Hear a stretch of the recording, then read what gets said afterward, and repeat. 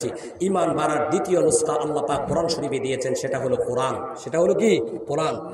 আল্লাহ পাক কোরআন শরীফের মধ্যে সূরা আনফালের 2 নম্বর আয়াতের মধ্যে বলেন, ইন্নামাল মুমিনুনা আল্লাযীনা ইযা যুকিরাল্লাহ ওয়াজিলাত কুলুবুহুম ওয়া ইযা তুলিয়াত আলাইহিম আয়াতুহু যাদাতুহুম ঈমানা ওয়া আলা রাব্বিহিম ইয়াতাওয়াক্কালুন।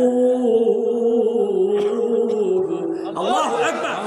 আল্লাহ পাক সোজা কথা হলো এই দ্বিতীয় আয়াতের মধ্যে আল্লাহ পাক বলেন, ওয়াইদা তুলিয়াত আলাইহিম আয়াতুহু, যদি কেউ কোরআন তেলাওয়াত করে যাদাতহুম ঈমানা, আল্লাহ তার ঈমান বাড়ায়া দিতে থাকেন। সুবহানাল্লাহি ওয়া বিহামদিহি। ঈমান বাড়ানোর 2 নম্বর হলো, 1 নম্বর ঈমান মজবুত করা, বৃদ্ধি করার 1 নম্বর হাতিয়ার হলো এক ওয়াক্ত নামাজ ছাড়া যাবে না। আর 2 নম্বর হলো নিয়মিত প্রতিদিন কি করতে হবে? কোরআন তেলাওয়াত করতে হবে। নিয়মিত প্রতিদিন কোরআন তেলাওয়াত করতে হবে।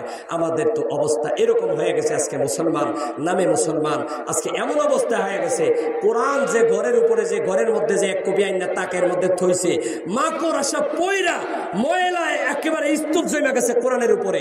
সে দৈনিক কোরআন তেলাওয়াত করবে, কোরআনকে ধরবে, সময় নাই। সাপ্তাহিক ধরবে, কোনো সময় নাই। মাসিকভাবে মাসে একদিন ধরবে, এটাও কোরআনকে ধরার মতো ঘরের মধ্যে কোনো বাসিন্দা। আমি কি কথা মিথ্যা বললাম না বাস্তব? সবাই বলেন মিথ্যা করলাম বা বাস্তব? বাস্তব। আল্লাহু আকবার। আল্লাহ পাক কোরআন শরীফের মধ্যে এক আয়াতের মধ্যে আল্লাহ বলেন, এ আমার হাবিব, লাস্তা আলাইহিম বিমুসাইতির ফাযাক্কির ইন্নামা আনতা মুযাক্কির। লাস্তা আলাইহিম বিমুসাইতির, আপনি একা একজন মাত্র। আপনার পৃথিবীকে জয় করতে হবে, সারা পৃথিবীর বুকে আপনার ইসলামকে প্রচার করতে হবে, আপনার লক্ষ লক্ষ সাহাবী হবে, আপনার অসংখ্য গণিত উম্মত হবে। কিন্তু কেমনে হবে? আপনি এখন একা, দ্বিতীয় আর কেউ নাই। কি করতে হবে? হাবিবগণ আমার আপনাকে বুঝাই দিচ্ছি, জানাই দিয়েছি, লাস্তা আলাইহিম বিমুসাইতির, আপনার দারোগা নয়। আপনি লাঠি দিয়ে পিটাইয়া আর জিদ দেখায়া, রাগ দেখায়া কোন দলবাড়ি করতে পারবেন না। উম্মত আসবে না, মুসলমান বাড়বে না। আপনি মুসলমান বাড়ানোর জন্য, সারা পৃথিবীতে ইসলামকে প্রচার করার জন্য একটা হাতিয়ার, সেটা হলো আপনি কোরআন পড়ে শোনান, কোরআনের ব্যাখ্যা, কোরআনের তেলাওয়াত শোনান, আর কোরআনের আওয়াজ মানুষের কানে কানে পৌঁছায়া দেন। সারা পৃথিবীর বুকে ইসলামকে প্রচার করে দেওয়া, অসংখ্য অগণিত উম্মত দিয়ে কিয়ামতের ময়দানে সবচেয়ে বেশি উম্মতের মালিক বানায় দেওয়া, কোরআনের বরকতে আমি আল্লাহ জিম্মাদারি নিয়ে নিলাম। আল্লাহর হাবিব কোরআন শরীফ তেলাওয়াত করতেন। রাসূলের তেলাওয়াত অত্যন্ত চমৎকার তেলাওয়াত, সেটা তো বোঝানোর ভাষা আমার নাই। আবু লাহাব, আবু জাহেল, উতবা, সাইবা, রাসূলের জামানার যত বড় বড় পণ্ডিত আর নেতা অস্থির হয়ে গেছে। এই কোরআন যে শুনে সেই মুসলমান হয়ে যায়, কোরআন যে শুনে সেই আল্লাহর জন্য, রাসূলের জন্য পাগল হয়ে যায়। কোরআনের তেলাওয়াত কেউ কে শুনতে দেওয়া যাবে না। এরা আইন করেছে, মিটিং করেছে, কোরআনের তেলাওয়াত কেউ কে শুনতে দেওয়া যাবে না। আইন করে, মিটিং করে, আবু লাহাব আজকে খালি আইনটা পাশ করে আইছে ঘরের মধ্যে। রাত্রেবেলা, রাত হয়ে গেছে 12টার উপরে, রাত অনেক গভীর হয়ে গেছে, ঘুমায় না। তো আবু লাহাবের স্ত্রীর নাম হলো উম্মে জামিল। আবু লাহাবের স্ত্রীর নাম কি? একটু আমার দিকে একটু খেয়াল করেন। আবু লাহাবের স্ত্রীর নাম কি? উম্মে জামিল। উম্মে জামিল স্বামীরে বলে, কি ব্যাপার স্বামী, ঘুমান না কেন লিগা? কি হয়েছে আপনার? বলে, আমার একটা বিশেষ জরুরি কাজ আছে, আমি ওই কাজটা কইরে আরেকটু টাইম হয়ে নাই, কিছুক্ষণ পরে টাইম হলে বাইরে যাব, ওই কাজটা সাইরা এসে তারপরে ঘুমাবো। বলে, কি কাজ? বলে, কাজটা কি এটা তোমাকে বলা যাবে না। কাজটা কি এটা তোমাকে বলা যাবে না, তুমি ঘুমাও, আমি কাজ করে এসে কি করবো? ঘুমাইব। এখন আবু লাহাবের স্ত্রী কয়, যতক্ষণ পর্যন্ত এটা আমাকে না বলবেন আমিও ঘুমাবো না, আমিও। স্বামী স্ত্রী লাগছে জিদ। আবু জাহেল দেখছে যে বউয়ের কাছে আর আজকে কি টিকা থাকা সম্ভব না। আবু লাহাব মনে মনে একটা কৌশল করে কয়, ঠিক আছে যাও, তুমি যখন আমারে যাইতে দিবা না, যাবই না, আমিও ঘুমাই, তুমিও ঘুমাও, আমিও ঘুমাই। দুজন ঘুমাইছে। তো আবু লাহাবের মনে মনে স্ত্রী, আমি যদি এই সান্ত্বনা দিই, একটু পরে উম্মে জামিল ঘুমাইয়া যাইব, আমার সান্ত্বনার কথা শুনে কি ঘুমাইয়া যাইব, আর আমি আস্তে করে বের হয়ে চলে যাব। এই চিন্তা করে আবুল আহাব স্ত্রীকে তাকে বলছে, বলে আবুল আহাব শুয়ে পড়ছে।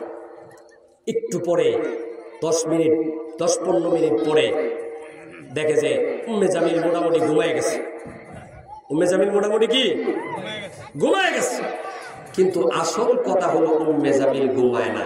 যখন দেখে আবুল আহাব যখন দেখে ঘুমাইতেছে, হে চোখ ফাঁকি দিয়ে একটু দেখে, আবার যে দেখে আবুল আহাব চাইতেছে, তখন সে ঘুমের বান ধরে। হেও স্বামীর কি কৌশল বুঝে ফেলেছে, সেও কিছুক্ষণ পরে আবুল আহাব মনে করেছে উম্মে জামিল ঘুমায় গেছে, এখন আর আমার পথে কোনো বাধা নাই। কম্বল একটা গায়ের মধ্যে জড়াইয়া দরজা খুলে বাইরে হইতে লইছে। যেই মাত্র এক পা বাইরে দিছে, এমনি দেখে পিছনে কে জানে, পিছন দিকে কে জানি টান দিছে। তাকায়া দেখে বিবি কম্বলে দইরা টান দিছে, যাও কই। আবুল আহাব কয়, তুই ঘুমাস নাই? আমি তো দেখছি তুই ঘুমায় গেছে। না, আমি চেষ্টা করেছি কিন্তু আমার ঘুম আসে না। আমার ঘুম কি আসে না। তুমি যতক্ষণ পর্যন্ত এই কথাটা আমাকে না বলবা, ততক্ষণ পর্যন্ত আমার দিলটাও শান্তি হবে না, আমার ঘুমও কি ঘুম আসবে। আবুল আহাব দেখছে যে বিপদেই পড়ছে আজকাল স্ত্রীর কাছে। বলে, তাইলে তুই ওয়াদা কর, এই কথা কেউ কাছে বলা যাবে না। এই কথা যদি বলস তাহলে আমার নেতাগিরি সব বিলীন হয়ে যাবে। ওয়াদা করলাম এই কথা কোনোদিন কারোর কাছে বলবো না। আপনি বলেন আমার কাছে কি। আবুল আহাব ডাক দিয়ে বলে, আমার বাহিরের কাজটা হলো মোহাম্মদ আমিন গভীর রাতে শেষ রজনীতে কাবাগরের চত্বরে তাহাজ্জুদ নামাজে কোরআন শরীফ তেলাওয়াত করে, ওই কোরআন শরীফের তেলাওয়াত না শুনলে, আমার ভাতিজা মধুর কণ্ঠের তেলাওয়াত না শুনলে পরের সারা দিন আমার অস্থিরতায় কাটে। সারা দিন আমার কি যেন হারিয়ে ফেলছি, কি যেন কম হয়ে গেছে, আমার এই একটা অশান্তি পেরেশানিতে যায়। এজন্য আমার দিনটা যেন শান্তিতে যায়, সুন্দরে যায়। এই জন্য আমার দিলটা যেন অস্থিরতা না থাকে, এই জন্য আমি যাই তাহাজ্জুদের, আমার ভাতিজার তাহাজ্জুদে কোরআন তেলাওয়াত শুনতে যাই। আর একটু আসতে বলেন সুবহানাল্লাহ। আর একটা আওয়াজ করে বলি আল্লাহু আকবার, চিৎকার করে বলি আল্লাহু আকবার। দেখেন কোরআনের কি স্বাদ।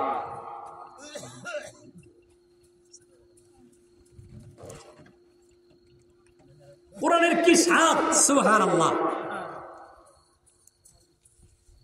সুবহানাল্লাহি ওয়া বিহামদিহি। খারাপ লাগতেছে? ছেড়ে দিব?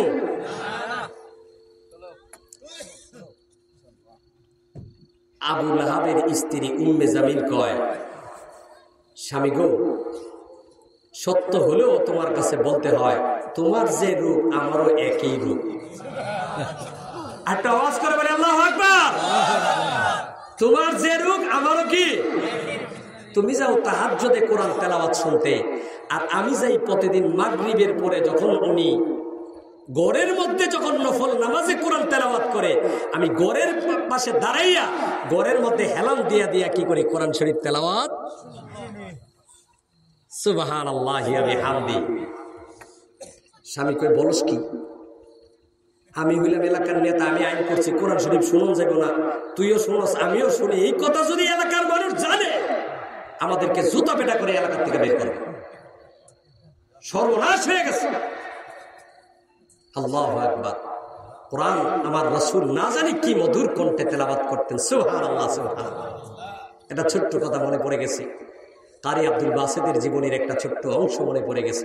একবার আমেরিকায় একটা কনফারেন্স হয়েছে, সমস্ত ধর্মীয় গ্রন্থের মধ্যে কোন ধর্মীয় গ্রন্থের তেলাওয়াত কেমন সুন্দর, আসর কেমন, এটা বোঝার জন্য একটা কনফারেন্স আমেরিকাতে, সর্বদলীয় কনফারেন্স।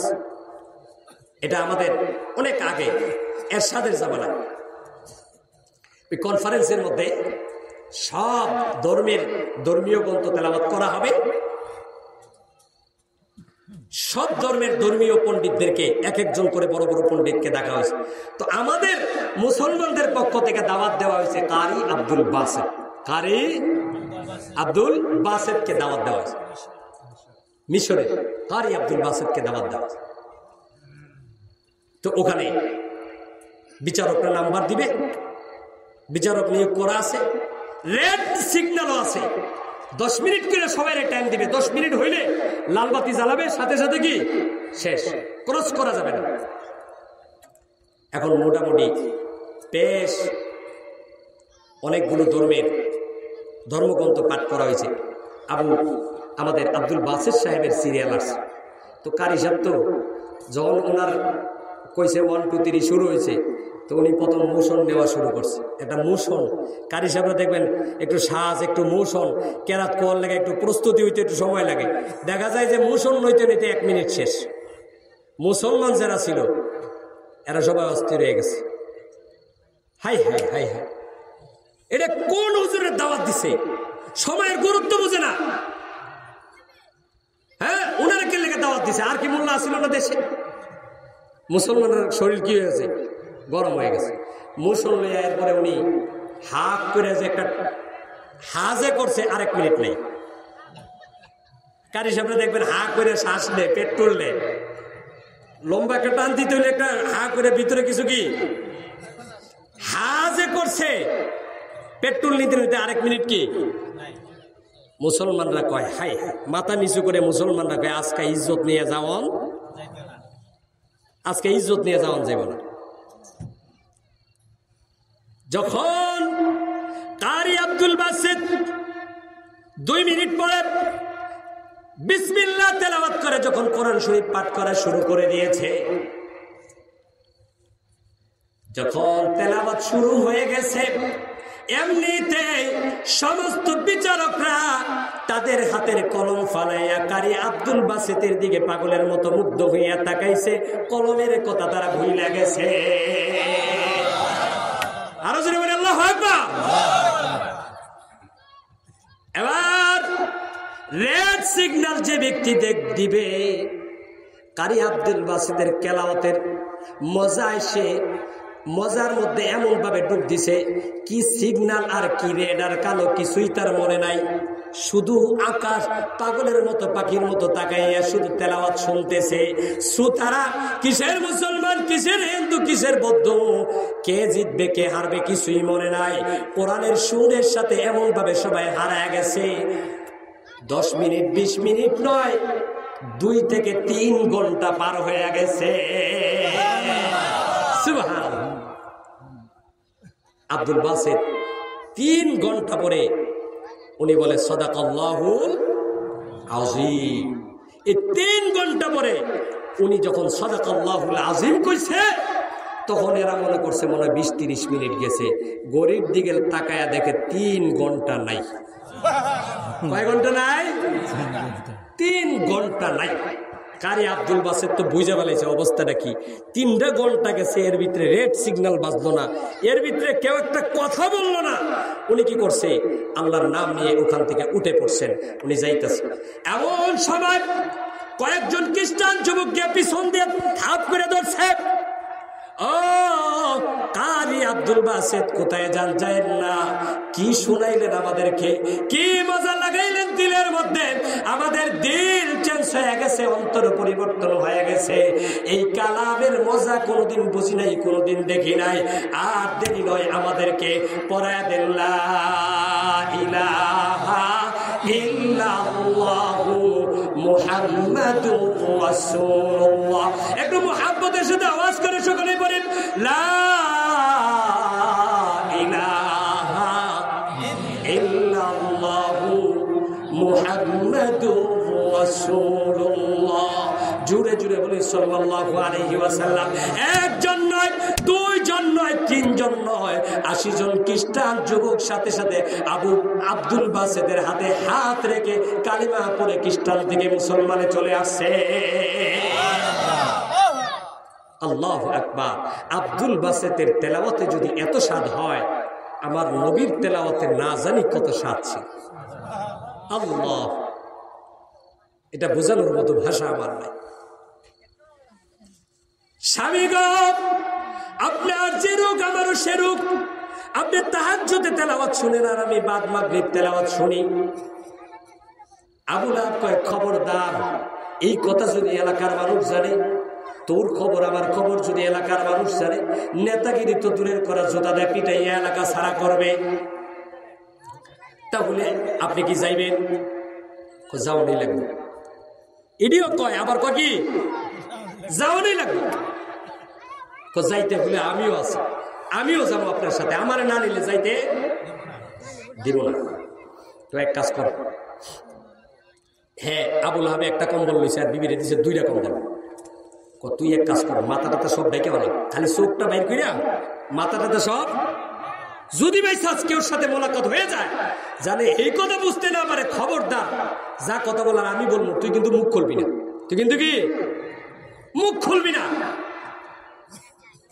পর্দার ভিতরে বেষ্টন হয়েছে, ইচ্ছায় হোক অনিচ্ছায় হোক, পর্দার মধ্যে কি ঢুকছে, পর্দার মধ্যে কি কোরআনের তেলাওয়াত কি মধুর ছিল। আল্লাহু আকবার। হবে না কেন?